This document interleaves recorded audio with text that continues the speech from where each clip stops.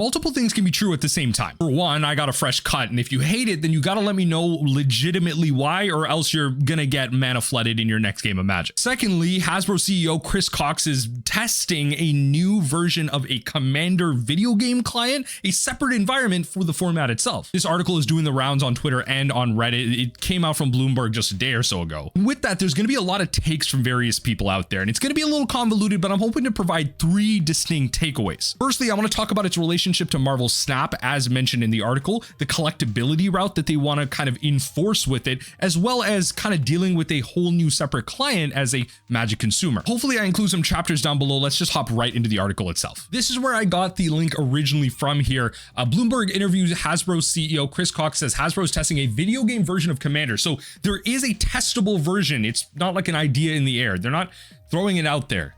It's being tested, which would potentially be a separate kind of client from Magic Arena. Cox also emphasized that collectability is a big area for growth and raises the prospects of better digital collectability for Magic. So let's hop right into this. There's specific parts about this article that I want to focus on, so I'm going to timestamp it down below. Let's start with kind of reading where I want to really focus on to here. So firstly, where is it? Yeah, it's down here. So oh Lord, Hasbro is looking to invest more into its Magic's video game format. Sales of fantasy card game has grown each of the last 6 years, and in 2020 crossed 1 billion in revenue, but Cox and Magic the Gathering Arena, while popular, doesn't harness Magic's 2 biggest growth areas, collectability and the Commander format. Oh no, Magic's most accessible client, right? Because you could be playing Magic on the loo, Magic in the toilet, does not harness the 2 biggest revenue streams, collectability and Commander format. So your multiple versions, your secret layers, and it also doesn't harness 100 card singleton. It does harness Brawl, but that's rotating, which involves more players and more cards. There's no multiplayer coming to Arena right now. Currently, Hasbro is testing a video game version of Commander, which would potentially be separate from Arena and allow for more than 2 players to compete. It looks like maybe Arena doesn't have like a great UI for this, which I kind of don't blame. It's really hard to get like a multiplayer thing for this. Hasbro is also looking to make the digital version of these cards more collectible, like the popular game Marvel Snap. Now, just in these 2 paragraphs, I'm going to leave the rest of the article alone. There's a lot to break down, so timestamp it down below. The first thing I want to talk about is Marvel Snap. Now, I'm not going to have anything up visually because I'm just kind of throwing this off the cuff here. But as an ex-Marvel Snap player, I have like hundreds of hours on Marvel Snap. If you go up on my Steam page, hundreds of hours, probably a little bit less on mobile, so kind of double that in total of playtime. And I've reached a relatively high, at the time, I would think a collection level. Like I wasn't up with the content creators, but I actually spent, I don't know, maybe less than $100 on the game in total, and actually got up pretty high. I was playing my Destroy decks. I love my Silver Surfer decks, but I liked a good little cheese with some Thanos as well. When it comes to the collectability aspect of Marvel Snaps, its whole model is that the games are super quick, right? So you have like 3-minute games, but the collectability is the big problem. So initially they made it so you couldn't just come in, spend $500 and get all the cards. They wanted to dissuade the whales. The problem is the game is now at a state where it's nearly unapproachable. It's impossible to actually get in as a new player because it takes hundreds, potentially thousands of hours to actually get these cards because there isn't a direct way to get them.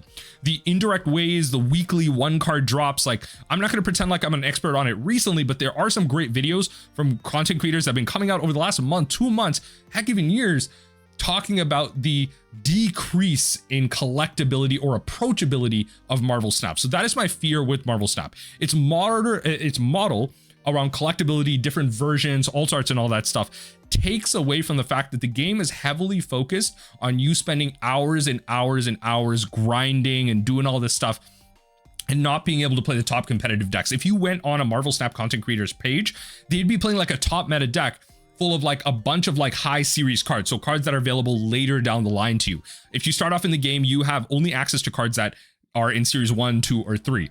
If you want to play with the high kind of value cards that are available later down the line, you have to play for hundreds and hundreds of hours. So I don't know if that's the route that we want to go. Currently on Magic Arena, we don't have that direct model. It's kind of like in the middle. You have to pay for wild cards, which is like at an extremely bad rate, but you can also buy packs and kind of somewhat get there. Like there is a free to play route that I think is more accessible than Marvel Snap. My problem is that when it comes to Arena, that's a separate client, which this game is going to be too. And that's kind of going to be my next point here. The fact that this is a whole other separate client because Magic Arena while popular, doesn't harness Magic's two biggest growth areas, collectability and commander format. And when they're talking about collectability, don't get it wrong, they're talking about secret layers, the direct to consumer print model that they have right now that is beyond print to demand. It's not print to demand. They want to go back to that model that took a bunch of months and potentially even a year to get cards to you, but it was better because people actually got their cards eventually down the line. We're not able to harness that, especially the commander format. Brawl is a 1v1 format. So how do we get a separate client to now get people to purchase cards? Because therein lies the second problem here. You now are going to have like a fourth or fifth client to be buying Magic cards on. You have Magic Arena, you have paper, you have Magic Online, and now you're going to have this client to buy your commander staples. How many times are you going to buy the same tap duel? You bought it for wild cards on Arena through some amount of cost. You bought it in paper. You then maybe bought it, on Arena, you bought it for Brawl. Then on Magic Online, maybe you bought it for Dual Commander, and now you have to potentially buy it for here. And if they go with the Marvel Snap model, which can be free, you can just play your way up to it. That might take hours and hundreds of hours, thousands of hours to even get to the deck that you want to play. How do they monetize this? Is it going to be like that new TCG that's kind of relatively small, Alestrals, where the creator is talking about a digital client that's coming down the line next year where they're going to give you access to all the cards, but the monetization is going to come from cosmetics? Are they going to do something like that? Because that's relatively approachable, because then we could get hundreds and thousands of hours of good Commander gameplay that's super accessible. Right now, Commander gameplay from a content perspective isn't actually accessible. In order to provide high quality content that a lot of people watch, you have to be doing like what Game Nights is doing. And a lot of channels are actually doing something similar to that, but it requires a lot of production. A lot of people don't want to watch a spell table stream. A lot of enfranchised players do, but a lot of newer players and players that are less enfranchised don't want that. They want something highly edited, a lot of pop-ups, graphics, motions, everything. They want that. There's no digitally accessible way to play this right now. I don't want to watch someone's like Logitech C920 going over their commander board, no lighting, nothing. Like, yo, no offense to you, you play commander the way you want, but that's not accessible, good-looking content to me. This would be the way. Although it may not be the most accessible to someone getting into it. It would be a great way to make digital content. As a commander player myself, and as a content creator, I'd probably be shoehorned into this. This would probably be my way, if they actually did release this, to play commander for the masses. I'd probably start making more commander content because of this, because now it's accessible. Right now I make, the rare video or two and kind of primarily leave it off the channel, but I do kind of put it out there because I play commander. Now I'd actually be able to play more commander because of it. But again, maybe at a cost. What is the model of revenue for this? Because they're talking about high growth areas. You have to make money. You have to continue to make money on this, on the commander format. And so it's going to be a real big question when this is released. If we have to rebuy all of our cards, if there's a purchase initially of the game, is it going to be like Duels of the Planeswalkers? Y'all remember that? Like, it was on consoles, on PC, it was on Steam.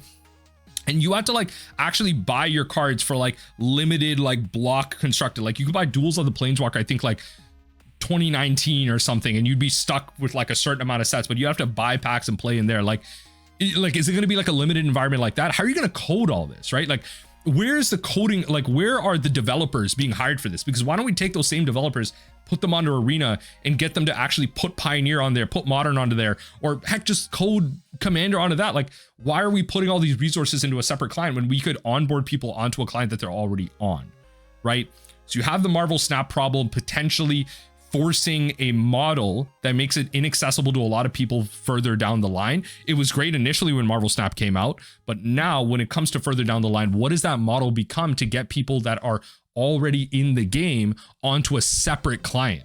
That is a separate installation, a separate app. For a lot of people, they may not have the space on their phone. They may not have the space on their tablet, their computer, whatever, to download this and manage the graphics. A lot of people have poopy computers, right? They don't have like, I got a 3070 in my computer right now, like, or the equivalent, sorry, like the AMD equivalent of a 3070. A lot of people don't have access to stuff like that, right? I get it. I was able to justify it because of content, because of some of the gaming that I do. A lot of people don't have that. Maybe they're not able to run something like this if it's going to have constant animations, multiplayer. It's got to handle like high network speeds. Got to think about the internet capacity as well. But also, you have to think about the collectability in comparison to other card games, which is going to be my third point.